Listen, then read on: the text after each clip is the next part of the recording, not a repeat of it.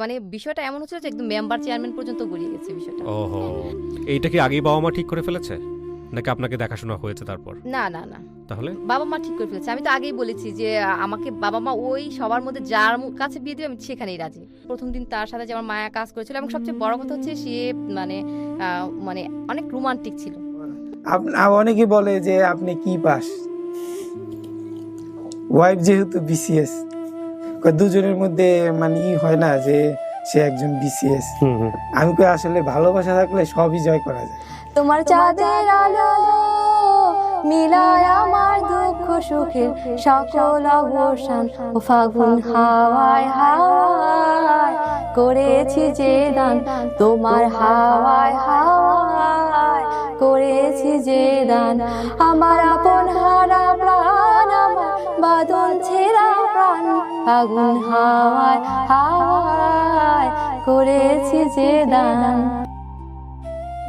আসসালামু আলাইকুম প্রিয় দর্শক এবং শ্রোতা, ভালো আছেন আশা করি। দোয়া এবং শুভকামনা জানিয়ে শুট করে কেন আসে, এপিসোডটা কেন বেশি বেশি আসা হয় না এবং মাসে কেন এটার 4টা 5টা 6টা 7টা এপিসোড করা সম্ভব হয় না। সম্ভব হয় না তা আসলে না, আসলে আমরা চেষ্টা করছি।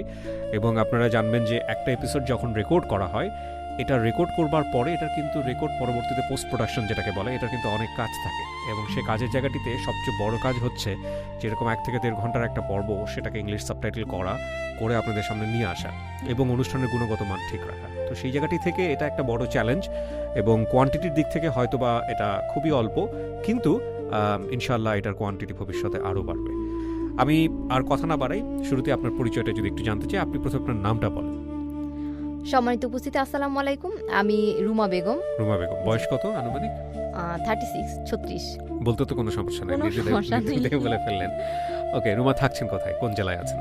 পটুয়াখালীতে আছি। আমার হচ্ছে জন্ম মূলত হচ্ছে কুমিল্লার দাউদকান্দি জেলার হচ্ছে গিয়ে নূরপুর গ্রামে 1984 সালে। তো আমার হচ্ছে দাদা যখন মারা যায় তখন আমার 3 চাচা এবং 3 ফুপু ছিল।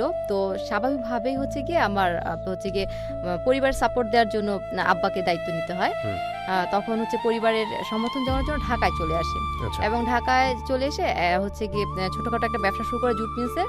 এবং আমরা যেখানটাতে থাকি সেটা হচ্ছে গিয়ে নদীর ওপার কেরানীগঞ্জের হচ্ছে গিয়ে সুবাড্ডা গ্রাম। তো আমার মা প্রাতিষ্ঠানিকভাবে শিক্ষিত না, বাবা কিছুটা আছে, প্রাইমারির লেভেল পাস করেছে, কিন্তু বাবার আসলে খুব ইচ্ছে ছিল, কিন্তু আসলে পরিবারকে সাপোর্ট দিতে যে আসলে লেখাপড়াটা হয়নি আর কি। তো এরপর হচ্ছে আমার প্রাইমারিতে আমার হচ্ছে গিয়ে মোটামুটি কিছুদিনের মধ্যেই আমার পরিচয় হয় আমার হচ্ছে গিয়ে বাল্যবন্ধু হিসেবে 4টা ফ্রেন্ডের সাথে। আমার প্রধান শিক্ষকের মেয়ে ছিল উম্মে মাকসুদা রানু, শারমিন সুলতানা মিথুন এবং ওয়াহিদা আক্তার রানু, আর আমি নিজস্ব 4 জন ছিলাম। তো ওরা সবাই ছিল মোটামুটি হচ্ছে হায়ার এডুকেটেড ফ্যামিলির ছেলে মেয়ে এবং হচ্ছে গিয়ে সবার হচ্ছে গিয়ে যেহেতু এবং ওরা সবাই ছোট ছিল, মানে ওদের সকলের উপরে আমার হচ্ছে বড় ভাই বোন ছিল। তো যার কারণে হচ্ছে গিয়ে দেখা গেছে যে ওদের যে লেখাপড়ার আগ্রহ ছিল মূলত ওইখান থেকে আমার আগ্রহটা মূলত সৃষ্টি।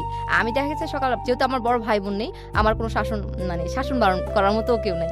তো আমি সকালে ঘুম থেকে উঠেই দেখা গেছে যে 2 ঘন্টা আগে চলে যেতাম। তো যে ওদেরকে তো ম্যানেজ করতে হবে, তো দেখা গেছে যে প্রথমে প্রধান শিক্ষকের মেয়েকে হচ্ছে গিয়ে প্রথমে ম্যানেজ করতাম, এরপর ওকে নিয়ে আবার ওদের দুজনে বাসা যেতাম। তো সেইখান থেকে ওদেরকে নিয়ে এসে এরকম মানে আমরা খেলাধুলা করতাম।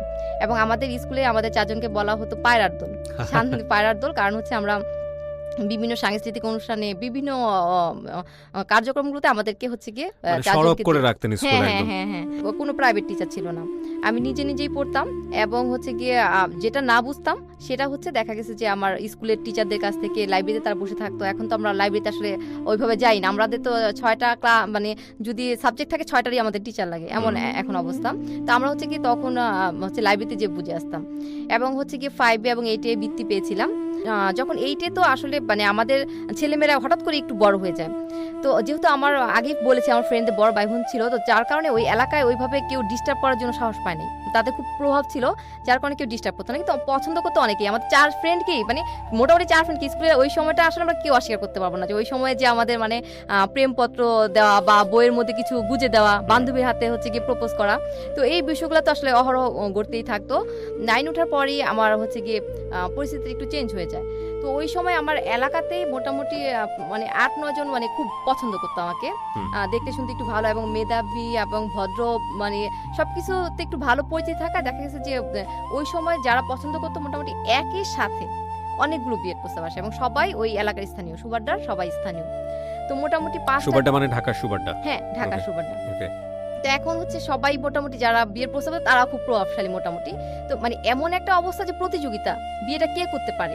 ও তো আমাদের যেহেতু কোনো প্রভাব নেই এখানে, না আব্বা বললো যে এসএসসিটা পরীক্ষাটা দিয়ে আমরা এখান থেকে চলে যাব, মানে সুবাড্ডা থেকে মানে চলে অন্তত যাবো। বিয়ের এই চাপ থেকে যাতে মুক্ত হয়। হ্যাঁ হ্যাঁ হ্যাঁ রাইট।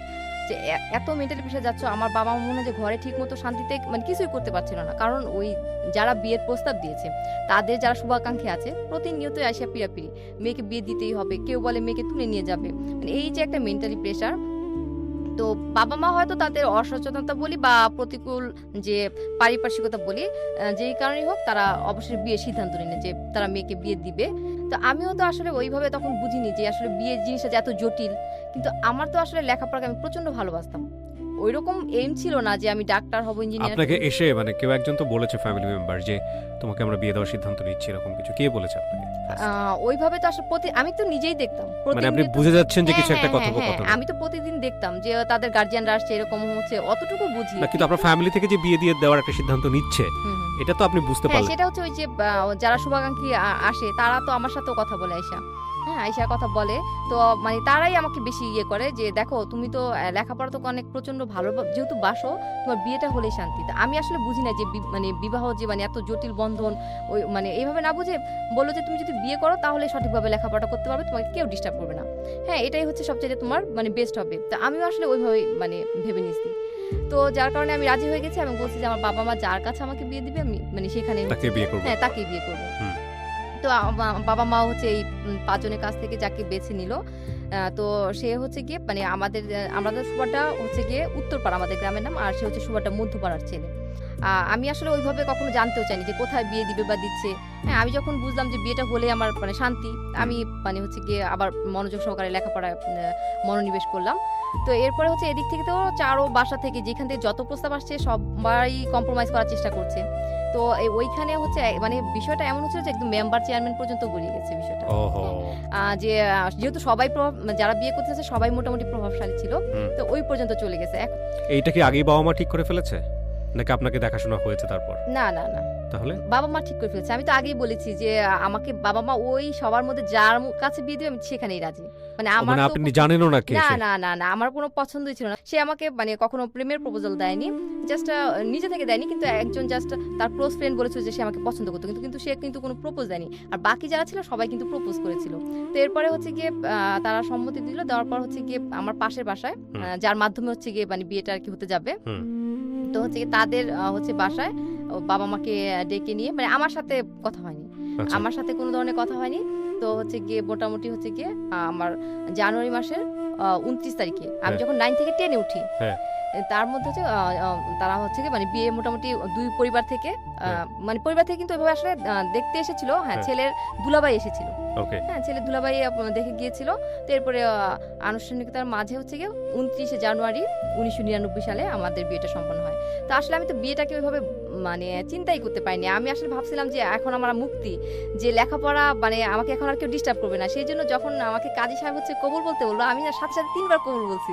এই বিষয় দেখে কিন্তু আশেপাশে অনেকে বলতে লাগলো কি ইস্টে পাকা মেয়ে, কি মানে ওইভাবে যে অনেক পাকা মেয়ে, তো বিয়েতে তো অনেক দারুণ শখ দেখতেছি মানে আশেপাশে। কিন্তু আমি আসলে না ওইভাবে মানে কিন্তু মানে আপনি বুঝেনি না যে না আসলে না কি না হচ্ছে? যে মানে যে হ্যাঁ বিয়েটা যে এত জটিল একটা বন্ধন, মানে বিয়ে করে যে লেখাপড়া টাফ হবে, মানে এই বিষয়গুলো কিন্তু আমার মাথায় তখন আসলে কাজই করতেছিল না। মানে আমার হচ্ছে কি এতটা মানে ডিস্টার্ব হচ্ছে মেন্টালি ভাবে প্রেশারে ছিলাম যে ওই বিয়েটা হইলে যে শান্তি পড়া করতে পারবো সেই খুশিতেই কিন্তু 3 বার কবুল করেছিলাম। তো আমি আসলে ছোটবেলা থেকে মানে কালো মানুষ পছন্দ করতাম না।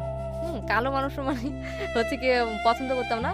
তো হচ্ছে যেহেতু আমি মানে অন্ততপক্ষে শুনেছিলাম, বিয়েতে রাজি হয়েছি ঠিকই, কিন্তু যখন শুনেছিলাম যে তার সাথে বিয়ে ঠিক হয়েছে তো তখন মানে আমার মানে মনে একটু মানে কষ্ট লেগেছিল আর কি। হ্যাঁ তো যখন তার সাথে আমার ফার্স্ট হচ্ছে গিয়ে মানে কথা হয় বিয়ের পরে? হ্যাঁ বিয়ের পরে, তো তারপর আমি তাকে যে লেখাপড়ার কথা বলতে লাগলাম যে আমি কিন্তু লেখাপড়া ছাড়বো না, লেখাপড়া কিন্তু আমি করব। তো যেহেতু তার সাথে আসলে আমি আগে কথা বলিনি, তার মেন্টালি সম্পর্কে তো আমার কোনো ধারণা নেই। তো সে হচ্ছে গিয়ে তখন বলল যে তার হচ্ছে গিয়ে মানে তার কাছ থেকে কিছু অজানা কথা জেনে নিলাম যে তার যখন বয়স 40 দিন তার বাবা মারা যায়, এবং হচ্ছে গিয়ে সে কি কারণে লেখাপড়া করতে পারেনি, যেহেতু পরিবারকে সাপোর্ট দিতে হবে সেই জন্য কিছু দূর লেখাপড়া করে সে একটা হচ্ছে তাঁতি বাজার গোল্ডের ছোটোখাটো একটা ব্যবসা ছিল নিজে। তো এরপরে হচ্ছে কি মানে এই কথাগুলো শুনে তখনই মানে আমি যে ওই যে বললাম যে কালো মানুষ পছন্দ করতাম না, তো কিন্তু ওই কথাগুলো শুনে মানে আমার মানে খুব মানে মায়া তৈরি। হ্যাঁ মায়া কাজ করতেছিল। খুব সুন্দর করে আমাকে বুঝে সবকিছু বললো। তো এইভাবেই মানে প্রথম দিন তার সাথে যে আমার মায়া কাজ করেছিল, এবং সবচেয়ে বড় কথা হচ্ছে সে মানে মানে অনেক রোমান্টিক ছিল। হ্যাঁ, মানে খুবই রোমান্টিক ছিল সে ওই সময়ে। তার আমি নিজেও মনে হয় মানে তার ঘরে আমি দেখেছিলাম যে ড্রয়ারের মধ্যে এত রবীন্দ্রসঙ্গীতের ক্যাসেট ছিল, কবিতা আবৃত্তির ক্যাসেট, এবং মানে ওই সময় জনপ্রিয় যত ধরনের ভালো ভালো গান ছিল সেগুলোর মানে তার হচ্ছে কি সংস্কৃতি বোর্ডটা খুব উন্নত ছিল। ওয়াও, ও পড়াশোনা করেছে কত পর্যন্ত? পড়াশোনা সে তখন ওই সময় তো আমার তো না মানে 10-এ বিয়ে হয়েছে, তো এসএসসি পরীক্ষা দেয়নি। কারণ হচ্ছে ওই আমাদের এলাকাতে মানে মোটামুটি যেহেতু বললাম যে বাবা তো ছোটবেলায় মারা গেছিল তার, তো যেহেতু পরবর্তীতে তার আসলে ওই পরিবারকে না সেটা ঠিক আছে, বাট কোন ক্লাস পর্যন্ত পড়েছিল? সে হচ্ছে কি আমি আসলে ওইভাবে তাকে লজ্জা দিতে চাই নাই। আমি আসলে কখনোই আমি আজও পর্যন্ত তাকে ওইভাবে জিজ্ঞেস করেনি? ডিরেক্টলি জিজ্ঞেস করি নাই যে তুমি কোন পর্যন্ত কোন ক্লাস শেষ করেছো। ও ইন্টারেস্টিং, বাট ও এসএসসি পাস করেনি? না না, হ্যাঁ এসএসসি পাস। এবং সে ওই রবীন্দ্রসঙ্গীত এগুলো শুনতো? হ্যাঁ শুনতো, এবং তার মানে মানে তার যে মানে কি বলবো মানে এত কম কথা বলতো, তার যে মানে পার্সোনালিটি সেটাই আমাকে বেশি মুগ্ধ করে। হ্যাঁ খুবই মুগ্ধ করেছিল। কারণ আমি তাকে দেখতাম সে যে কাজে শুধু যাইতো এবং আসতো, মাঝখানে শুধু আমার সাথে কথাবার্তা ছাড়া তার মানে কখন এত স্বল্পভাষী ছিল, কারোর সাথে কোনো অতিরিক্ত কোনো কথা বলা বা ওই ছিল না। তার সাথে বয়সের পার্থক্য আমার 9 বছরের, কিন্তু মনের মিলটা মনে হয় 99% হয়ে গেছিল। এইরকম বাসায় কখনো কাজ করা হয়নি, পরিবারের কাজগুলো করা হয়নি। তো সে হচ্ছে কি ছোটবেলা থেকে মোটামুটি এই কাজগুলো নিজের কাপড় নিজে ধোয়া, অনেক কাজ সে নিজে করতে অভ্যস্ত। তো তখন সে দেখা গেছে যে আমার যে স্কুলের ড্রেস ছিল, স্কুলের ড্রেসগুলো সুন্দরভাবে ধুয়ে সে ইস্ত্রি করে রাখতো। এরপর আমি তো তখন 10-এ পড়ি, তো আমাকে তো পরীক্ষা দিতে হবে। তো হচ্ছে ওই সময়টা হচ্ছে কি মানে বেশিরভাগ সময় আমাদের বাসায় থাকতাম। আমাদের বাসার সাথে আমার শ্বশুরবাড়ির পার্থক্য হচ্ছে 7-8 মিনিটের পথ হবে। এবং আশেপাশে আমার বাসার যে পাশে যে মানে যাদের সাথে মিশতাম তাদের গার্জিয়ানরা সরাসরি বলে দিল যে ওর সাথে মিশবে না, ওর যেহেতু বিয়ে হয়ে গেছে, হ্যাঁ এখন তোমাদের লেখাপড়া হবে না, মানে টোটালি ভাবে মানে তারা হচ্ছে গিয়ে বলে দিল যে এর সাথে মিশা যাবে না। তো এই বিষয়গুলো আমাকে মানে খুব মানে কষ্ট দিল যে বিয়ে হলে কি মানুষের লেখাপড়া হয় না, মানে এই যে মানে একটা আমার ভিতরে খুব মানে জেদ কাজ করলো কেন হবে না। তো আমি মানে হচ্ছে গিয়ে খুব মনোযোগ সহকারেই লেখাপড়া করতে লাগলাম। তো ওই বছর হচ্ছে গিয়ে এসএসসি পরীক্ষা দিলাম, দেওয়ার পরে হচ্ছে গিয়ে স্টার মার্ক পাইলাম। তো আমাদের ওই সময় তো ডিভিশন ছিল না, গ্রেড পয়েন্ট ছিল না, ডিভিশন ছিল, স্টার মার্ক পাইলাম। আপনার জামাই আপনাকে সাপোর্ট করতো লেখাপড়ার ব্যাপারে? ও তো এসএসসি পাস করে নাই, ওর নিজের ভিতরে কোনো কমপ্লেক্সিটি কাজ করতো না? না না, কারণ হচ্ছে তাকে তো মানে বলাই হয়েছে যে সে আমাকে বলছে যে লেখাপড়া করাবে। আচ্ছা। এবং হচ্ছে গিয়ে সে আমাকে মানে প্রথম দিনই বলেছিল যে সে আমাকে পাওয়ার জন্য, এবং হচ্ছে গিয়ে সে আমাকে এতটা নাকি ভালোবাসছে, কিন্তু সেটা কিন্তু আমি টের পাই নাই। সেটা প্রথম দিন আমি জেনেছিলাম যে সে হচ্ছে আমাদের তখন খুব মানে ঠান্ডা মানে বরফের মতো শীতের সময় এত ঠান্ডা ছিল, সেই ঠান্ডার মধ্যে সে পুকুরে নেমে থাকতো গোসলের অভিনয় করে, সে গোসল করবে কিন্তু আমাকে একটু দেখবে বলে এরকম একটা। তো যার কারণে মানে সে তো মানে অনেক পছন্দ করতো, তো যার কারণে হচ্ছে কি মানে সে মানে আপনি যা চেয়েছেন সেটা সাপোর্ট করেছে? হ্যাঁ সাপোর্ট করেছে। তো এসএসসি পরীক্ষা দিলাম, দেওয়ার পর হচ্ছে গিয়ে এখন তো হচ্ছে গিয়ে এসএসসি পরীক্ষা। তো আমি তো আসলে এইমটা ওইভাবে ছিল না যে আমি হচ্ছে গিয়ে মানে ভবিষ্যতে কোনো ডাক্তার ইঞ্জিনিয়ার ওইভাবে আসলে ছিল না, ওই লেখাপড়াকে প্রচণ্ড ভালোবাসতাম। তো স্টার মার্কস পেলাম, আমাদের স্কুল থেকে 2 জন আমরা স্টার পেয়েছিলাম। তো এরপরে যেটা হয় যে অনেকেই তখন প্রতিবেশীরা। আপনার গ্রুপ কি ছিল? হিউম্যানিটিজ? সায়েন্স থেকে। আচ্ছা ওকে।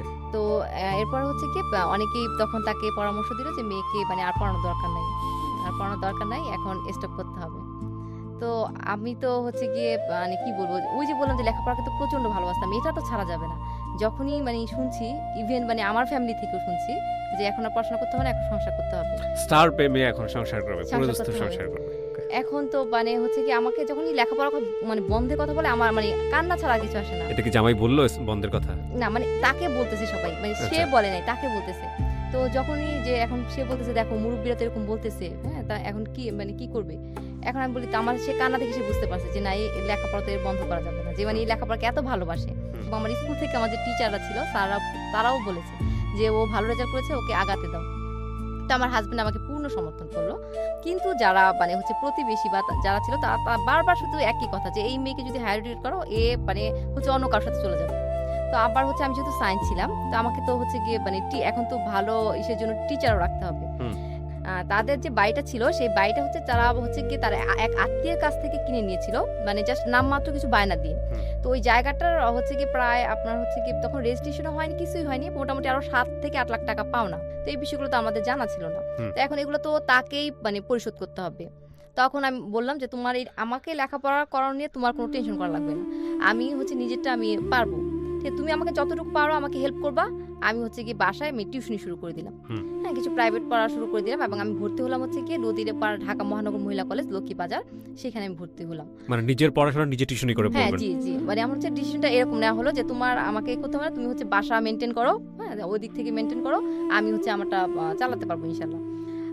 আমি ছোটবেলায় খুব সিনেমা দেখতাম, সিনেমায় তো দেখতাম যে মানে শাবানা ভবিতা এরা শাশুড়ি কত কষ্ট সহ্য করে তারপরও সংসার করে, কত ভালো তারা। তো মানে আমারও তখন মানে মনে হইতো, আমি কখনো কারোর সাথে শেয়ার করতাম না, একটু কনজারভেটিভ ছিলাম যে আমারই তো লজ্জা হবে, আমি যদি এইসব বিষয়ে মানুষকে বলি যে হ্যাঁ এরকম এই বিষয়গুলো, তো আমারই তো লজ্জা লাগবে। আমিও সেই যে এটা কোনো ব্যাপার না, আমাকে তো মারেও না, কিছু করে না, জাস্ট একটু মানে হয়তো কটু কথা শুনতে হয়, এগুলো কোনো ব্যাপার না। তো ওইভাবে আসলে জাস্ট মানে চালিয়ে নিতাম। কিন্তু আমার হাজবেন্ডের সাথে সম্পর্কটা খুবই ভালো ছিল, যে সে ব্যবসা যখন মানে মানে বাসায় আস্তে আস্তে তার মোটামুটি রাত ম্যাক্সিমাম সময় 12টার আগে সে আসতে পারতো না, এবং সে ওই আপনার হচ্ছে তাঁতিবাজার থেকে হেঁটে আসতো, তখন রিক্সা ভাড়া 10 টাকা ছিল মোটামুটি নদীর এপার থেকে। তো সেই 10 টাকা সেভ করার জন্য বা 15 টাকা সেভ করার জন্য সে হেঁটে হেঁটে 1 ঘন্টা টাইম নিয়ে সে দোকান থেকে প্রতিদিন আসতো, এবং আসার সময় হচ্ছে কি মানে মানে কিছু হইলেও আমার জন্য নিয়ে আসতো। হ্যাঁ আমার মানে হচ্ছে কি শখের কিছু জিনিস সে অল্প 5 টাকার হোক 10 টাকার হোক চকলেট বা মানে হচ্ছে কি তার মানে পছন্দ মতো সে নিয়ে আসতো। এবং হচ্ছে গিয়ে বিভিন্ন টাইমে যখন হচ্ছে গিয়ে পহেলা বৈশাখ বা বিভিন্ন যে অকেশনগুলো ছিল সেগুলোতে নিয়ে আমাকে মানে খুব ঘুরতো আর কি। এবং হচ্ছে সে মানে মানে আমরা খুব রোমান্টিক ছিলাম, এবং আমি আমাদের যে আত্মীয়র কাছ থেকে আমরা জায়গাটা নিয়েছিলাম সেটা আমরা 5% নিয়েছিলাম, কিন্তু এখানে আরো 30% জায়গা ছিল সম্পূর্ণ খালি।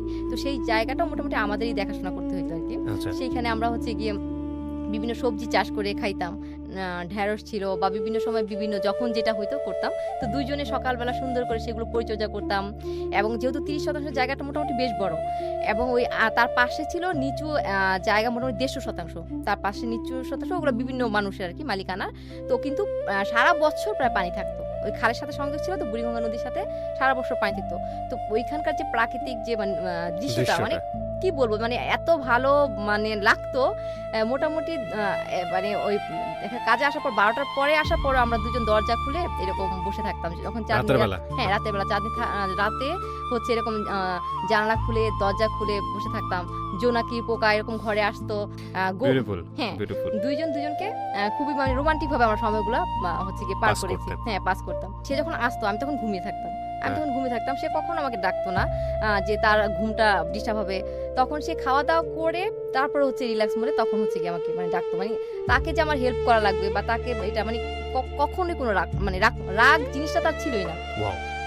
মোটামুটি পড়ার পর হচ্ছে ইন্টারের রেজাল্ট হলো, সেইখানে আমি 795 পেলাম, 795 পেলাম। তো স্টার মার্ক দুইজন আমরা মানে আরেকজন ছিল সে 813 পেয়েছে, আমি সেকেন্ড হলাম আর কি। তো সেইখানেও খুব ভালো করলাম। ভালো করার পর এখন হচ্ছে গিয়ে ওইভাবে তো আগেই বলছি আগে কোনো এম নাই যে আমি এখন ডাক্তার হব না কি হবো, সেই ধরনের কোনো এম নেই। তো আমি আবার ভাবলাম কি রেজাল্ট যেহেতু দুইটাই ভালো, এসএসসি এইচএসসি, আপনি 5 এ বৃত্তি পেয়েছেন, 8 এ বৃত্তি পেয়েছেন, এসএসসি তে স্টার মার্কস, এইচএসসি তে স্টার মার্কস। এরপর হচ্ছে গিয়ে মানে হচ্ছে গিয়ে যেটা মানে আমি ওই সময়টাতে ভাবলাম যেহেতু দুইটাতেই ভালো রেজাল্ট আছে তাহলে ভালো কোথাও চান্স পাবো, মানে একটা ওই সময়টা আমি খুব মানে গাফলতি করে ফেললাম। ওই যে ভর্তি সময়টা, ওই সময়টা আমি পড়াশোনা তেমন একটা মনোযোগী না হয়ে জামাইয়ের সাথে পুরাই একেবারে রোমান্টিক সিনেমার মতো এই কক্সেস বাজার বিভিন্ন জায়গায় ঘুরে বেড়াতে লাগলাম।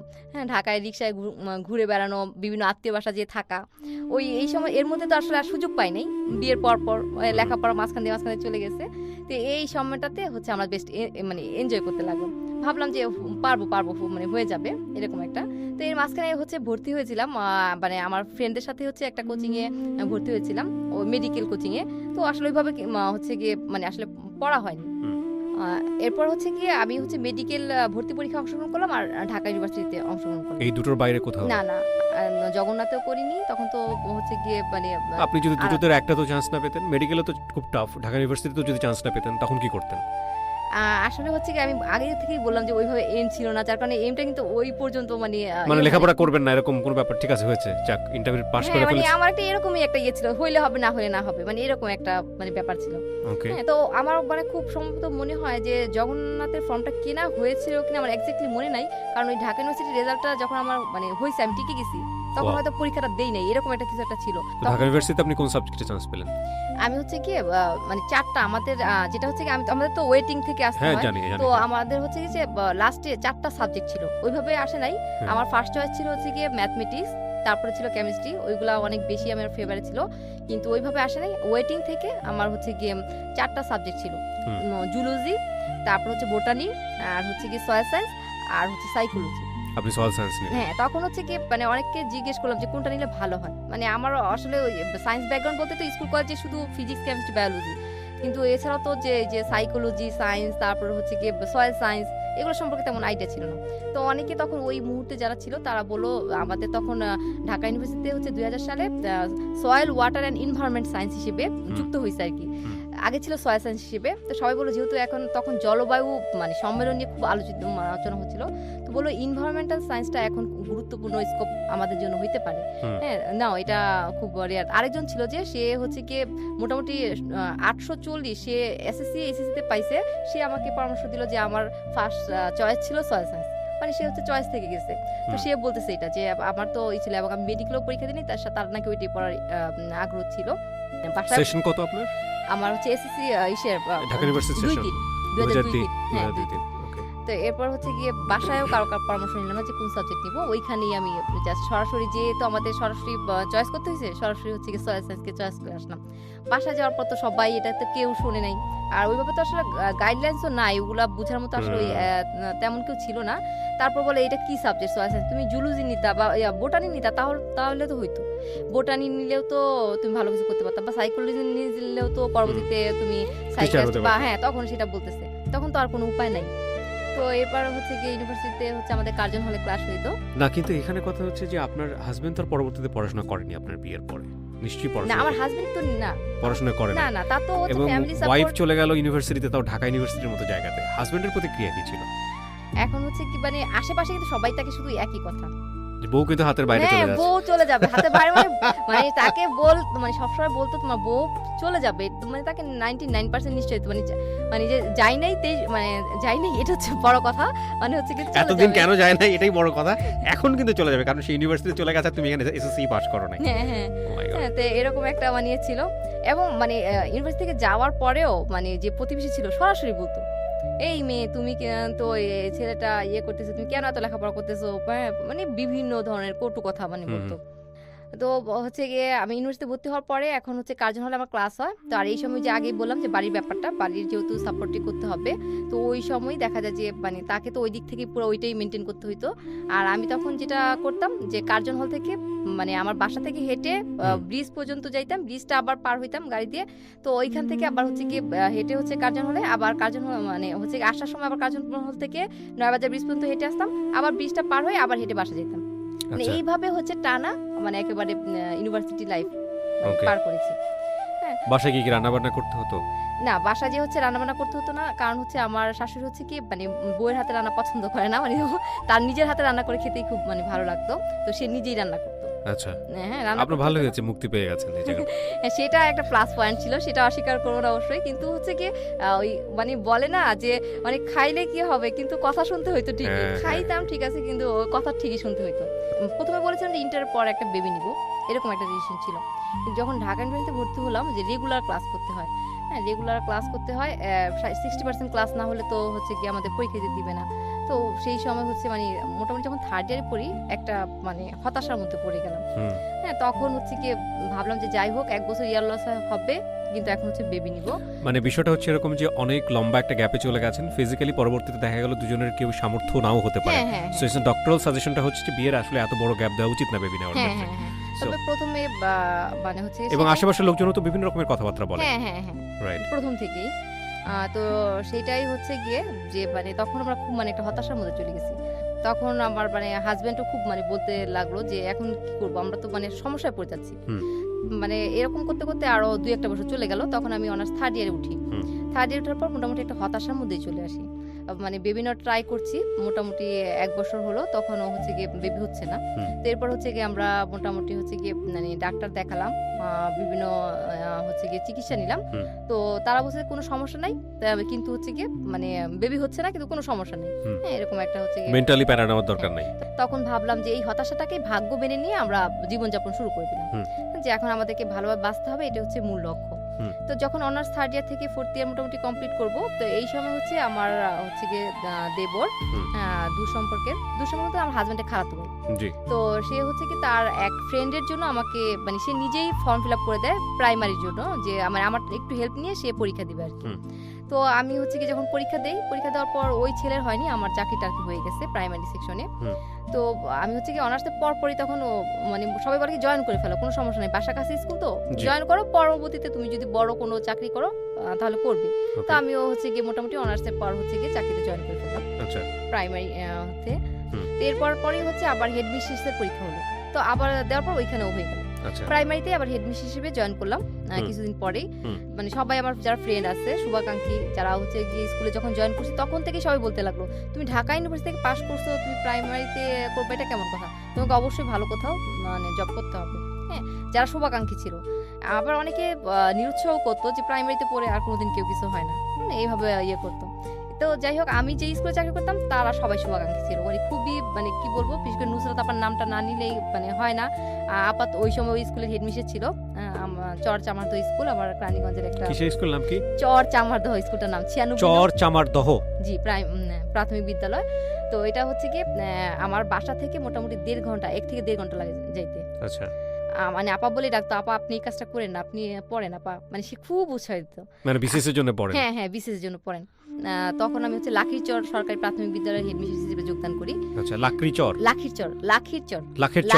সরকারি প্রাথমিক বিদ্যালয়। কোন জেলা এটা? এটা হচ্ছে ক্যানিগঞ্জে। ও, ক্যানিগঞ্জের ভিতরে। হ্যাঁ, ক্যানিগঞ্জে। তো সেইখানে আবার প্রধান শিক্ষক হিসেবে হচ্ছে গিয়ে জয়েন করি। তো জয়েন করার পর যেহেতু ওইখানে তো প্রাইমারিতে সকাল 9টা থেকে 4টা পর্যন্ত করতে হয়। ও তখনও কি বিজনেস করছে? জি জি। কিসের বিজনেস? তার হচ্ছে কি তাঁতিবাজার গোল্ডের হচ্ছে কি মানে ওটার তো বিভিন্ন ডিপার্টমেন্ট থাকে, সে হচ্ছে কি স্বর্ণগুলোকে পালিশ বলে, পালিশ ডিপার্টমেন্ট। ও নিজের নাকি কোথাও জব করে? না, নিজের ছিল। ও ওকে, নিজের ছিল। ভদ্রলোককে দেখতে নিশ্চয়ই আপনাদের ইচ্ছা করছে, উনি আছে স্টুডিওর বাইরে স্ট্যান্ড বাই, আমরা ওনাকে নিয়ে আসবো। তো দুইজনে মোটামুটি ওই আমাদের হতাশার বেবির বিষয়টা ভুলে গেল।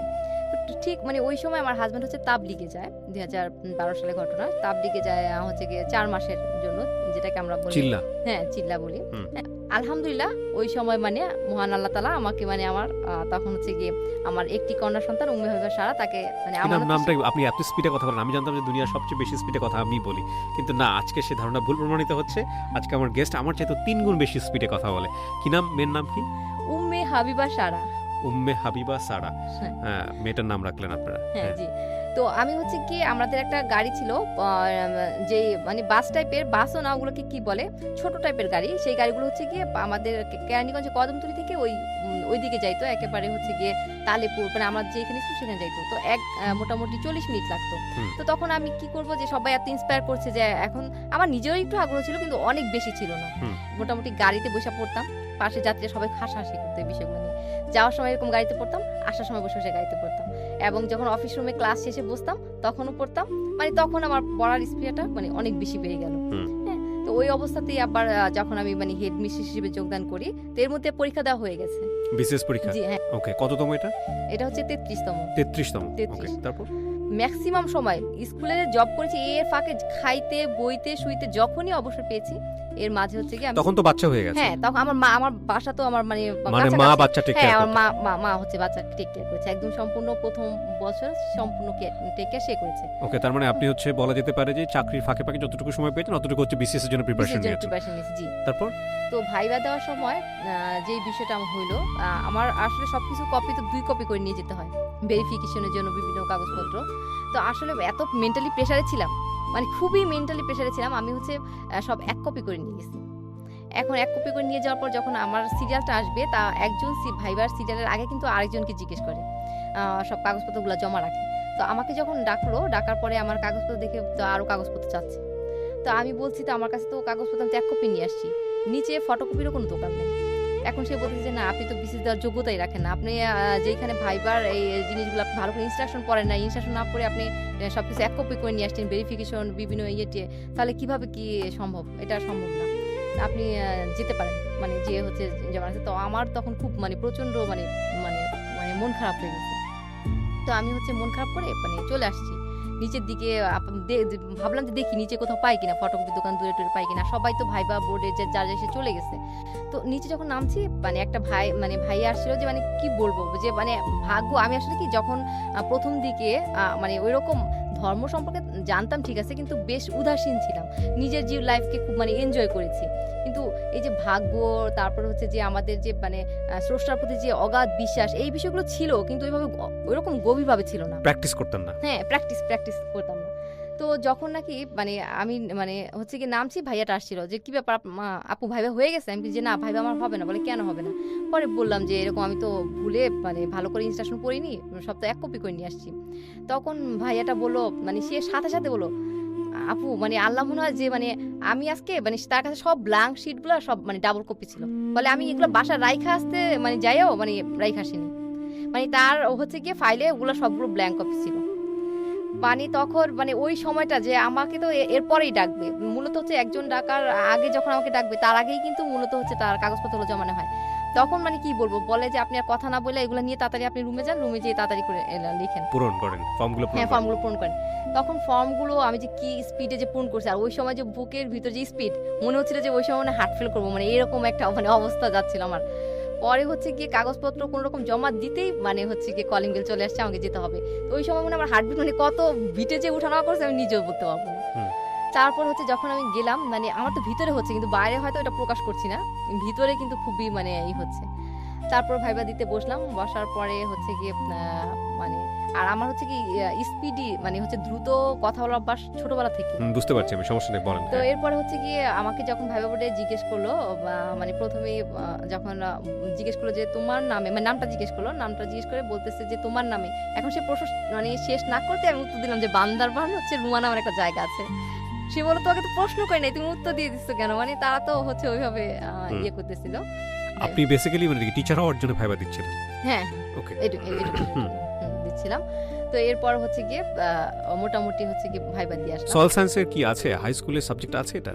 না না, কলেজে আছে এটা? হ্যাঁ, কলেজে হচ্ছে কি বরিশালে টোটাল বাংলাদেশে 12টা কলেজ আছে এই সয়েল সায়েন্সটা। হ্যাঁ, মৃত্তিকা বিজ্ঞান যেটা বলে। তো বরিশালে 9টা কলেজ, আর ঢাকায় হচ্ছে সোহরাওয়ার্দী কলেজ, মিরপুর বাংলা কলেজ এবং ধামরাই কলেজ। আচ্ছা, টোটাল 12টা কলেজ আছে। ওকে, তারপর এখন হচ্ছে কি স্কুলে যখন যেদিন রেজাল্টটা হবে, আমি হচ্ছে স্কুলে, আমার এক ফ্রেন্ড আর কি ফোন দিল।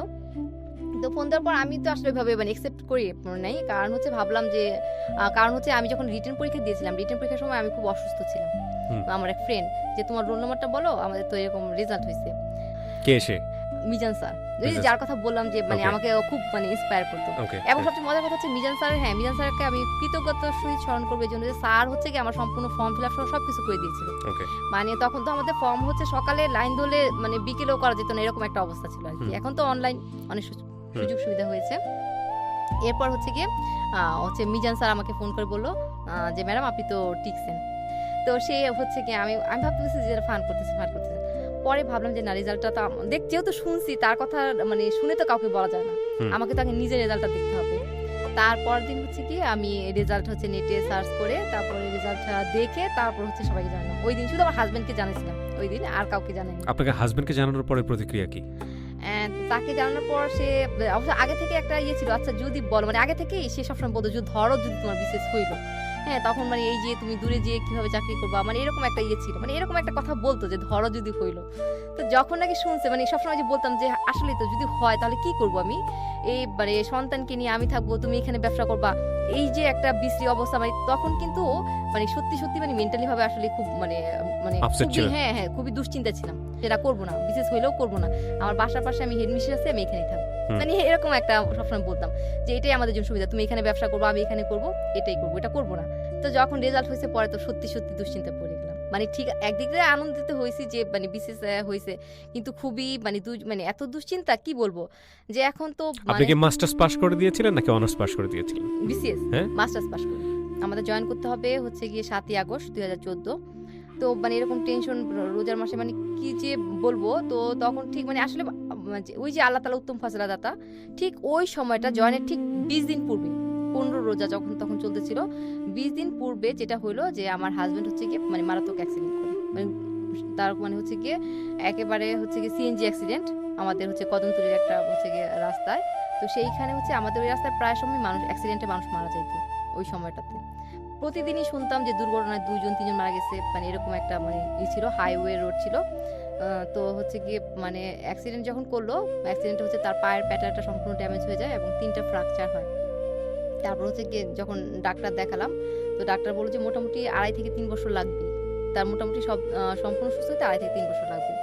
এবং ওই সময়টা হচ্ছে গিয়ে তার যে গোল্ডের ব্যবসা ছিল সেটাও খুব মানে লস হচ্ছিল আর কি, মানে খুব ডাউনের দিকে যাচ্ছিল। তো তার কারিগর ছিল, যে একজন কারিগর ছিল। তো ওই সময় তখন মানে ভাবতেছি যে এখন কি করব। এখন হচ্ছে কারিগরকে বেতন দিয়ে তো ওইভাবে আসলে আমাদের মানে পোষাতে পারবো না। তার আগে থেকেই মোটামুটি একটু লস হচ্ছিল, কোনো রকম আর কি, মানে চেষ্টা, যেহেতু আমি চাকরি করতাম, দুজনেরটা দিয়ে মোটামুটি আমরা কাভার করতে পারতাম। আর আরেকটা যেহেতু আমাদের একটা ছিল যে আমাদের বাড়িটা, আমাদের দায়িত্বটা আমাদের, তার বড় ছেলে হিসেবে বাড়িটা ঠিক করতে হবে। আর এরই মধ্যে তার যে ব্যবসায়ী যে ছিল সেটা দিয়ে মোটামুটি আমাদের বাড়ির সব কমপ্লিট হয়ে গেছে, বা যেটা 5 শতাংশ জায়গা কেনা হয়েছিল সেগুলো রেজিস্ট্রি সহ, এবং মোটামুটি আমাদের থাকার জন্য যতটুকু দরকার ওইভাবে আমরা তৈরি করেছিলাম। তো এরপরে হচ্ছে যখন করলো, তখন হচ্ছে গিয়ে মানে এখন তাকে তো দেখাশোনারও কেউ নাই, আর আমাকে ঠিক 14 দিন পরে জয়েন করতে হবে, তখন কি করব। তখন হচ্ছে গিয়ে সবার মোটামুটি মতামত নিয়ে যে ব্যবসাটা তখন মানে হচ্ছে ওই যে কারিগর ছিল ওকে এই দোকানটা বুঝিয়ে দেওয়া হয়। তারপর হচ্ছে গিয়ে এখন আমি যেহেতু ওইখানে আমার বাচ্চাটাও ছোট, এখন আমার হাজবেন্ডকে দিয়ে বরিশালে হচ্ছে কি, তো তাকে তো দেখাশোনার কেউ নেই, কারণ আমার শ্বশুর শাশুড়ি তার নিজেরই বয়স্ক।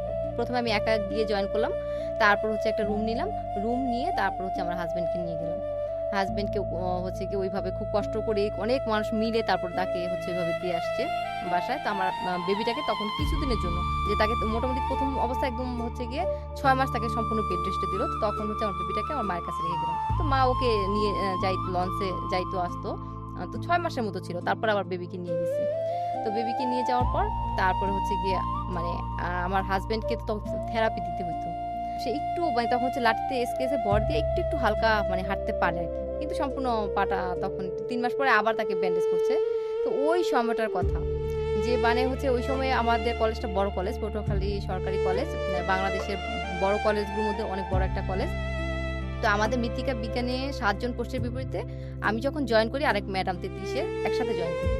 জয়েন করার পর হচ্ছে গিয়ে ওইখানে আরেক টিচার ছিল, আমরা জয়েন করার সাথে সাথে সে তানিয়া হাসিন ম্যাডাম হচ্ছে গিয়ে হচ্ছে বদলি হয়ে চলে আসলো ঢাকা মিরপুর কলেজে। তো দেখা গেছে যে মানে একটা বড় কলেজে পাবলিক পরীক্ষা প্লাস হচ্ছে গিয়ে আমাদের কলেজে ইন্টার্ন, তারপর অনার্স মাস্টার্স ডিগ্রি প্রিলি প্রাইভেট, এগুলো সব মানে সব বিষয়গুলো তো আছেই। তো মোটামুটি প্রায় সব মিলে 54টা কোর্স। আমরা ইন্টারে কৃষিশিক্ষা, সোয়াল সায়েন্সে কৃষিশিক্ষা পড়াইতে হইতো, কৃষিশিক্ষার একটা অতিরিক্ত চাপ। তো দেখা গেছে যে মানে আমি মোটামুটি ওই সময় আমার গ্লুকোজ মানে মার্জিনাল পয়েন্টে চলে আসছে, এত প্রেশার ছিল। বাসায় হচ্ছে গিয়ে হাজবেন্ডকে তখন মানে কি বলবো, ওই সময় আমার যে বেতনটা ছিল তার ট্রিটমেন্টে মোটামুটি মানে কাভার হয়ে যেত, মানে কোনো রকম যেটাকে বলে জীবন ধারণ করা। তো একজনকে বাসায় রাখলাম, সে বাসায় এসে মানে করে দিবে। তো কিছুদিন করার পর মানে বাসায় প্রতিদিন 300 টাকা দিতে হয়, তো মাসে তো তার 9,000 টাকা। তো তখন আমাদের বেতন স্যালারি হচ্ছে মাত্র, যখন জয়েন করি তখন 16,000 টাকা স্যালারি। তো ওইখানে দেখা যায় যে মানে করলে আমার ওই দিক থেকে হয়ে যায়। তখন আমি কি করলাম যে তারা কিভাবে দেয়, কোন কোন কেমিক্যালস দিয়ে দেয়, আমি মানে হচ্ছে জিনিসগুলো দেখে রাখলাম, এবং তাকে সব খুলে বললাম যে আসলে আমার তো এরকম সম্ভব হচ্ছে না আপনাকে প্রতিদিন 300 টাকা দিয়ে করা, তো আপনি যদি কাইন্ডলি আমাকে একটু তো তখন সে আমাকে সব মোটামুটি প্রসেসটা বলে দিল। হ্যাঁ, প্রসেসটা বলে দিল কি কেমিক্যালস লাগবে। তা আমি আমার ভাইকে দিয়ে হচ্ছে ওই জিনিসগুলো নিয়ে কুরিয়ার করে আমাকে পাঠিয়ে দিল। দেওয়ার পর যেভাবে বসে ওইভাবে করে আমি হচ্ছে গিয়ে বাসায় থেরাপি তাকে দিতে লাগলাম। ওইভাবে করে তাকে সকাল হচ্ছে যেভাবে বলো ওইভাবে দিতে লাগলাম। আমাকে তো আগে থেকে অনেক সাহায্য করতো, কিন্তু ওই অবস্থায় মানে আমার কলেজে তো অনেক টাইম দিতে হইতো। পাবলিক পরীক্ষা তো সব ধরনের পাবলিক পরীক্ষা ছিল, এবং আমরা তো হচ্ছে গিয়ে 2 জন টিচার আমরা, তা আমাদের তো ক্লাসগুলো মেনটেন করতে হইতো, আবার ঘরে বাইরে। তো আমার মেয়েটাকে নিয়ে গেছি, সে কোনো রকম একটু স্কেচ দিয়ে মানে হাঁটতে পারে।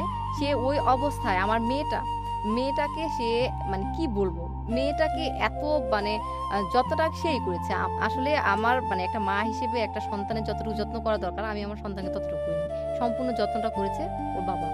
এবং আমার মেয়েটা ওই বাবাকে আম্মু বলে রাখতো অল টাইম। এই বছর ওর হচ্ছে এখন 7+, 8 বছর এখন, মানে সে এখন আমাকে মানে একটু আম্মু বলে, আমাকে আব্বু বলতো, আর হচ্ছে আম্মুকে আব্বু বলতো। হ্যাঁ, মোটামুটি আমি থেরাপি দেওয়ার 1 বছরের মধ্যে মোটামুটি স্টেজে মোটামুটি একটু ভালোই হাঁটতে পারি। যদিও প্রশ্নটা খুব অড, তারপরেও করি। আপনি কলেজ জীবন নিয়ে এখন বরিশালে আছেন বা পটুয়াখালীতে না? জি উনি কি করছে? না, উনি এখন বর্তমানে কিছু করছে না, ফুল সাপোর্ট আপনি দিচ্ছেন হ্যাঁ, ফুল সাপোর্ট সংসারকে। আমি দিচ্ছি। তো এটা নিয়ে কোনো নিয়ে ধরনের কোনো হীনামন্যতায় ভোগে না ও, কোনো না, ধরনের না, কমপ্লেক্সিটিতে আসে ভোগে না? না বলতে যেটা হচ্ছে গিয়ে আমি যেটা মানে বলি যেটা যে আমরা তো সমাজ আসলে বিভিন্ন বিষয়গুলো মানে হচ্ছে গিয়ে সৃষ্টি করে থাকি। এখন যেটা হচ্ছে সে প্রথমে যখন মানে একটু ভালো হলো আল্লাহর রহমতে 3 বছর পর মোটামুটি সে প্রায় 50% সুস্থ, তখন সে বললো যে এখন তাহলে আমি ঢাকায় যাই, ঢাকায় যেয়ে ব্যবসা শুরু করি, আবার ব্যবসা শুরু করি। তখন আমি বললাম দেখো এই মেয়েটাকে নিয়ে, হ্যাঁ আমি এইখানে থাকবো বা তুমি এখানে যে ব্যবসা শুরু করবা, তারপরে হচ্ছে গিয়ে তখন সে ভালো করে হাঁটতেও পারে না কিন্তু সুস্থ মোটামুটি, হ্যাঁ এই করলো। তো তারপর হচ্ছে এই এলাকা মানে এলাকায় হচ্ছে কি তার আত্মীয় স্বজন হচ্ছে কি আমার শাশুড়ি, এরা হচ্ছে 15 ভাই বোন এবং পুরো এলাকাটা তাদের মানে ওই আত্মীয় 15 ভাই বোন সবাই 2-1 ছাড়া 13 জনই ওইখানে বসতি সুবাড্ডা মধ্যপাড়া। তো যেহেতু আমাদের ওইখানে বলা চলে কি বলবো যে 90% হচ্ছে গিয়ে মানে আমাদের আত্মীয় স্বজন। তো যখনই দেখা গেছে যে ওইখান থেকে আসছি মানে যতটা নিজে না সে হিরো মনসতায় ভুগবে তার চেয়ে বেশি হচ্ছে গিয়ে মানে মানুষজন তাকে মানে হচ্ছে গিয়ে বললো যে ছেলে হিসেবে তুমি যদি না করো মানে যেটা আমরা সব মানে নর্মালি যেটা স্বাভাবিকভাবে বলি, হ্যাঁ পরবর্তীতে দেখা যাবে তুমি হয়তো বা মানে হচ্ছে গিয়ে নিজেই হিরো মনসতা ভুগবে, বিভিন্ন ধরনের তাকে বলছে। তো প্রথম তার একটু ইয়ে ছিল, পরে আমি তখন থেকে মানে খুবই ভালো করে বুঝলাম দেখো তুমি যে মানে ব্যবসাটা করবা, হ্যাঁ ব্যবসাটা করলে তুমি তো আগে থেকেই দেখছো মোটামুটি তোমার বিগত 3-4 বছর ধরে কিন্তু লস হচ্ছিল, হ্যাঁ লস হচ্ছিল। তাহলে তুমি হচ্ছে কি যে এখন যে মানে নিশ্চয়তা আছে তার তো কোনো নেই, আর আমাদের তো এখন অনিশ্চয়তা। দেখো আমার মেয়েটাকে নিয়ে আমি এখানে থাকবো, তুমি এখানে ব্যবসা শুরু করবা, হ্যাঁ এইভাবে করে যে ঠিক আছে তাহলে আমি মোটামুটি একটা আমাদের তো মোটামুটি 5 বছর একটা প্রমোশন হয়। তো বললাম যখন 3-4 বছর হয়ে গেছে আমাদের 5 বছর প্রমোশন হলে আমরা আবার ঢাকায় ওইখানে তখন ট্রাই করে ওইখানে যেয়ে তখন তুমি মানে হচ্ছে ব্যবসা শুরু করো। এবং সেটা সে এগ্রি করেছে। হ্যাঁ এই যে এগ্রি করেছে।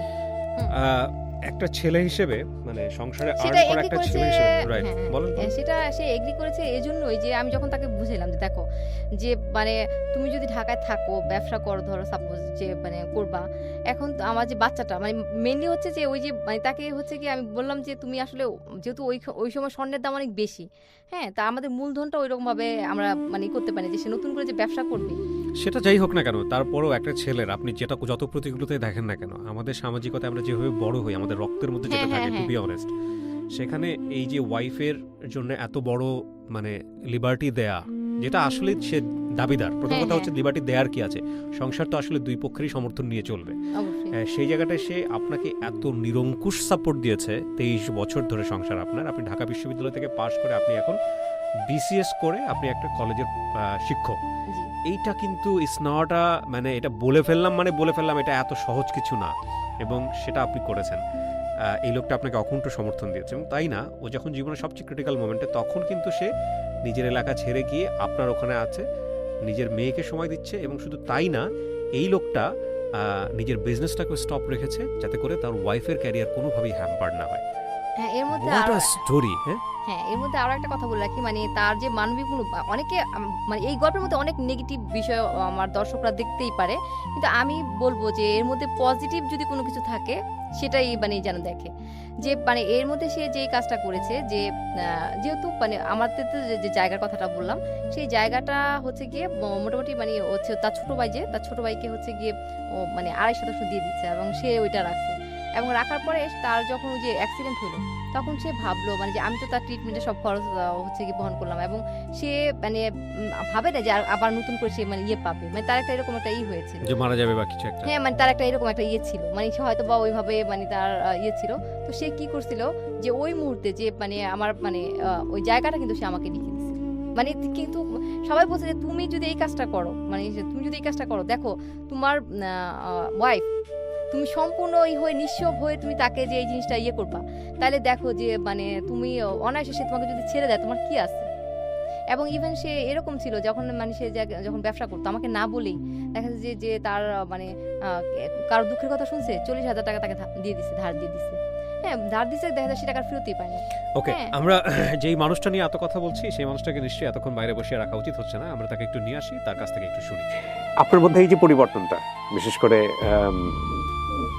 ধর্মীয় প্র্যাকটিসের যে ব্যাপারটা, সেটা কি খুব রিসেন্টলি নাকি আগে থেকেই কম বেশি ছিল, পরবর্তীতে আপনি এইভাবে প্র্যাকটিস করছেন আসলে? কারণ আমরা শুনেছি যে বিয়ের পর আপনি রবীন্দ্রসঙ্গীত গেয়ে শোনাতেন হচ্ছে আপনার স্ত্রীকে। না, এটা কিছুদিন, বেশি দিন না। বেশি দিন না, আচ্ছা। তো এখন আর কি বউকে একা একা গান গেয়ে শোনানো হয়? হ্যাঁ, গান গেয়ে শোনানো হয়, গুনগুন করে বাসায় গান গাই, আচ্ছা। দুজনে একসাথে গান গাই। দুজনে একসাথে গান গান, মাশাআল্লাহ, ভেরি গুড। এত সুন্দর সংসার। আপনি কি বলবো আমি আপনাকে কোশ্চেন কত করবো, আমি অবাক হয়েছি যে আপনি আপনার ওয়াইফকে ঢাকা বিশ্ববিদ্যালয়ে পড়িয়ে তাকে আপনি বিসিএস ক্যাডার করেছেন। নিজের মধ্যে আমাদের সমাজ তো এরকম যে এক ধরনের মানে হীনমন্যতায় ভুগি আমরা, এক ধরনের বউ যদি একটু বেশি এগিয়ে যায় মানুষজন কি বলবে, এরকম একটা ব্যাপার চলে আসে। আপনার মধ্যে কখনো এটা আসে না? না, আমি সবসময় মনে করছি মানুষ সবাই সমান।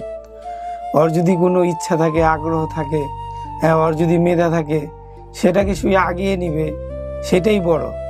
যে আমি কি করছি আর ও কি করে এগুলি দেখার তো কিছু না।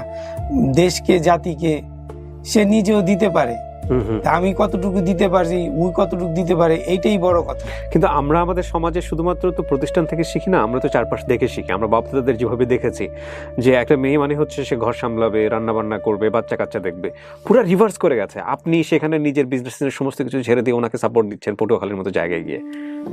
আসলে আমার মধ্যে ওই আত্ম অহংকারটা নাই, যে মানুষের মধ্যে যে আত্ম অহংকার থাকে, নিজেকে নিয়ে নিজে গর্ব করে, হ্যাঁ, আর যে আমি যে বড় ওই ছোট, এগুলির আমার মধ্যে কোনো কাজ করে না। আসলে দুজনের যদি ভালোবাসা, আন্তরিকতা থাকে, হ্যাঁ, তাহলে কিন্তু অনেক কিছুই করা যায়। সেই প্রেক্ষিতে আমি তার সাথে আছি। যে আসলে আমি এখানে যে ব্যবসা করতাম, আমি এখানে ছোটকাল থেকেই ব্যবসা করি, তা ব্যবসার আইডিয়া আমার অনেক কিছু জানা আছে। আর আমি এখানে যদি এখনো আসি, আমি ভালো থাকবো। তবে ওর সাথে মিল ভালোবাসার কারণে আমি ওইখানে একসাথে আছি। তো এটা খারাপ লাগে না যে নিজের বিজনেস কোনো কিছু নাই? মানুষজন এই ধরনের কথাবার্তা বলে না যে বউ এত উচ্চশিক্ষিত হচ্ছে, কোনো একদিন ওই যে উনি বলছিল, আমি বলি ওকে, এটাও বলি, মাঝে মাঝে বলি যে দেখো, যে মানুষ আমাকে বলে, প্রশ্ন করে যে অচেনা একটা জায়গা থাকলে, মসজিদে গেলে, নামাজ পড়লে অনেকে উঠা বসা কথাবার্তা বলে, পরিচয় জানতে চায়। তখন পরিচয় জানার সময় বলে যে আপনি পরিচয়টা, তা আমি বলি যে এখন আমার ওয়াইফ এই সরকারি কলেজে চাকরি করে, জব করে। মাশাআল্লাহ। আপনি আপনার ওয়াইফের কথা বলেন তখন? হ্যাঁ, আমার পরিচয় না তো ওইখানে তো আমার কোনো পরিচয় না, আমার পরিচয় তো এটাই। তখন সে বলে যে অনেকে জানতে চায় যে তাহলে আপনি কি করেন। তখন আমি বলি যে আমার ব্যবসা ছিল, আমি ছোটখাটো পরিবার নিয়ে, সেও চায় না যে এত দূর থেকে দূর দূরান্তে থাকা, ডাল ভাত আল্লাহ তাআলা যা খাওয়ায় একসাথেই থাকবো। তা আপনি কিছু করতেন না? আমি বলতাম যে হ্যাঁ, আমি ব্যবসা করতাম, আমার গোল্ডের দোকান ছিল, নিজের দোকান ছিল, 10 বছর, প্রায় 13 বছর দোকানদারি করেছি নিজে। তো এখন যে আবার অনেকে বলে যে আপনি কি পাস, ওয়াইফ যেহেতু বিসিএস, কি পাস? তখন আমি বলি যে আসলে যে আমাদের বিবাহটা ছোটকাল থেকে, ক্লাস 10 থেকে বিবাহ হয়েছে, তো ওইখান থেকে আমার আন্তরিকতায় দুজনের এক মিলিতের কারণে আজকে এই এতটুকু উঠা। তা আমার যতটুকু যা সামর্থ্য ছিল আমি ওটা করে করছি দুজনের ইয়েতে। দুজনের মধ্যে হয় না যে সে একজন বিসিএস, আমি আসলে ভালোবাসা থাকলে সবই জয় করা যায়। ওয়াও, আমি আপনাকে লাকি বলবো এই কারণে যে আপনি নিশ্চয়ই এটা বিশ্বাসও করেন। অবশ্যই আমি ছোট একটা মেয়ের যে কাঙ্ক্ষিত স্বপ্নের পুরুষ থাকে, বলবো যেটা সিনেমায় দেখে বা দেখি, হ্যাঁ, মানুষ তো আমরা দোস্ত উঠতে নাই, ফেরেশতাও নেই, কিন্তু একটা মেয়ের যে কাঙ্ক্ষিত যে একজন পুরুষ, সেইটা আমি বলবো যে আমি 100% পাইছি। যদিও সামান্য ক্ষেত্রে একটু তো মতে মিল থাকতেই পারে, এটা স্বাভাবিক, কিন্তু আমি বলবো যে ওইভাবে তার ভালোবাসার জন্যই আমি কি বলবো যে নিজেকে আমার চেয়ে সে আমাকে আমি তাকে যতটুকু ভালোবাসি তার চেয়ে বহু গুণ সে আমাকে অনেক বেশি ভালোবাসে। অসাধারণ অসাধারণ। এটা থেকে আমাদের অনেক কিছু শেখার আছে। হ্যাঁ, আমরা আসলে সোশ্যাল মিডিয়াতে যে ধরনের গল্পগুলো দেখি বা যে ধরনের বিষয়গুলো নিয়ে আমরা অনেক বেশি কথা বলি, যে স্ত্রীকে বেশি দূর সাপোর্ট দিবেন না বা মেয়েদেরকে বেশি লেখাপড়া করানো যাবে না, তারা যদি হাজব্যান্ডের যে কোনো দিক থেকে এগিয়ে যায় তাহলে ডেফিনেটলি ডিসিশন, আপনি যখন একটা ডিসিশন চাপিয়ে দেবেন তখন তারা সেটা মানতে চাইবে না। আসলে এই বিষয়গুলো না শিক্ষিত মানুষজনরা করে না, যারা আসলে শিক্ষা নাই কিন্তু শিক্ষাটাকে ভেতরে ধারণ করতে পারে না তারাই করেন। এবং সামহাও এই জিনিসগুলো আমাদের সামনে বেশি বেশি আসে কারণ গণমাধ্যমে এই বিষয়গুলো নিয়ে বেশি বেশি আলোচনা হয়, সমালোচনা হয়। আমি এই ক্ষেত্রে মানে এই কথা বলছি, আমি আসলে এই কথাটা এই জন্যই কিন্তু গণমাধ্যমে বললাম যে আসলে কিন্তু এই জিনিসটা যে এই যে আমাদের যে গল্পটা, এটা অনেকেই অনেকেই আমরা ভাবি, বুদ্ধিমানরা ভাবে যে আমরা যখন এর চেয়ে কঠিন সত্য কারোর জীবনে থাকতে পারে। হ্যাঁ, এবং আমি জানি যে আমি তো অনেক সহকর্মীর সাথে করি, আসলেই আছে, কিন্তু তারা কখনো এগুলো স্বীকার করে না, হয়তো অন্যের কাছ থেকে শুনতে পাই। তো দেখা যায় যে ভাবে যে এতে ব্যক্তিত্ব নষ্ট হয়, হ্যাঁ ব্যক্তিত্ব নষ্ট হয়, এবং এটাকে তারা দুর্বলতা হিসেবে চিহ্নিত করে, যাতে দেখা যায় যে এটাকে কাজে লাগায় আমার যখন মানে কোনো কিছু দিয়ে ঘায়া করতে পারবে না, তখন ঠিক এই দুর্বল জায়গাটা আমাকে আঘাত করবে। যেমন আমি কিছু মানে নাম বলছি না, কিছুদিন আগে আমাকে একজন বলছে যে তোমার হচ্ছে গিয়ে মানে হাজবেন্ডকে যেখানে রাখছো কিভাবে রাখছো, হ্যাঁ পেটে ভাতে রাখছো কিনা, মানে জাস্ট সে এভাবে বলছে বিষয়টা। তো তার সংকীর্ণতা, হ্যাঁ তার সংকীর্ণতা, এবং এটা সবচেয়ে বড় কথা সেটাই, এই যে তার যে সংকীর্ণতা, এবং এটা সবাই একই সেই বলছে, সবাই কিন্তু না, দুই একজন। আমি যেটা বলবো যে সব জায়গায় ভালো মন্দ আছে, এবং সবাই কিন্তু তার যে এই কথাটা বলছে তাকেই কিন্তু সংকীর্ণ বলছে। এবং আমার হাজবেন্ডকে সবাই সম্মান করে। আপনারা ঝগড়া করেন না কখনো সংসার জীবনে?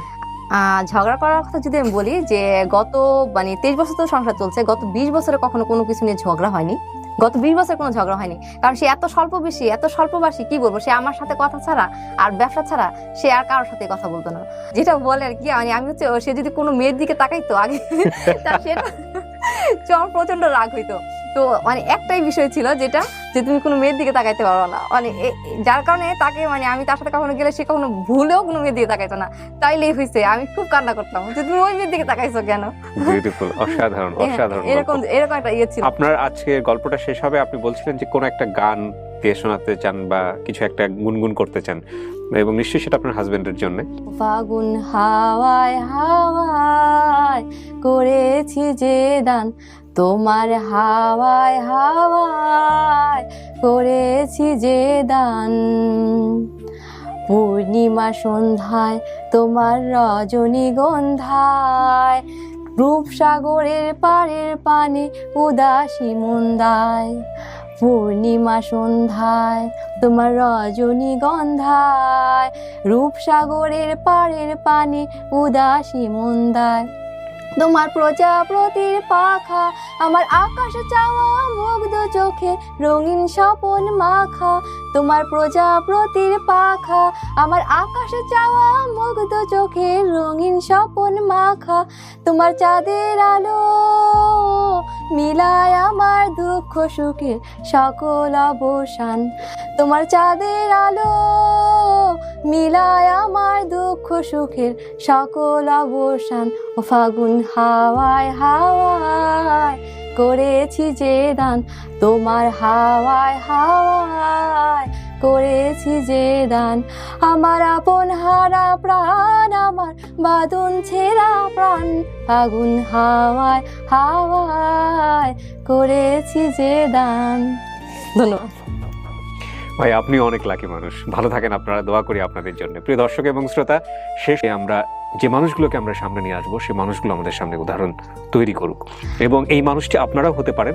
তো ভাইও যে কাজগুলো করছে, আল্লাহ তাআলা তার এই নেক কাজগুলোর উত্তম প্রতিদান দান করুন, আমি এই দোয়া করলাম। জি, থ্যাংক ইউ সো মাচ, অনেক বড় দোয়া। প্রিয় দর্শক এবং শ্রোতা, আপনারা সবাই ভালো থাকুন। দেশের অসাধারণ একটা এপিসোড শেষ করছি অনেক আত্মতৃপ্তি নিয়ে। সবাইকে আসসালামু আলাইকুম।